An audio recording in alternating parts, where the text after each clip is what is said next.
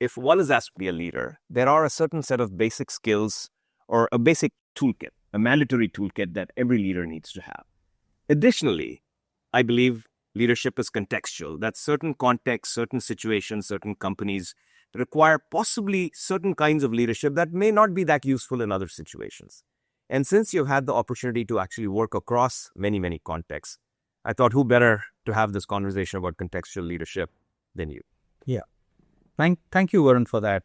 We always say that content is king, but context is the kingdom. So you need to look at leadership in the context of what's happening out there. You can have some outstanding leaders who fail when the context is different, and you can have some very average leaders succeeding when the context is really enabling. At the end of the day, any organization in the context, be it an NGO, be it a business school, be it a profit entity, etc., you have to be competitive. Whatever the definition of competitiveness is in that sector. So if you're an NGO, you're looking for more funds. You're looking for, let's take more impact, social impact, etc. So you need to be competitive.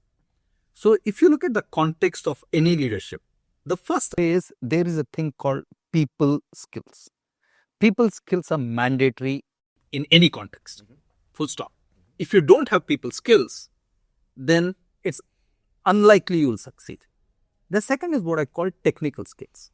For a particular industry, you might have some particular skills which are required for that industry. Some industries are skill agnostic, but some industries will need those kind of skills. There is a technical skills or the technical part which is there. The third part is what I would call influencing the ecosystem skills. Because no company is an island. You need to influence the ecosystem, be part of the ecosystem in order to succeed.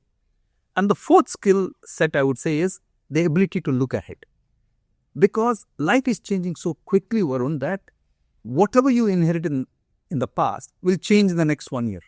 So if you're not having the skill set to look ahead, and what's the context going to be ahead and hence prepare the organization for it, then it won't work.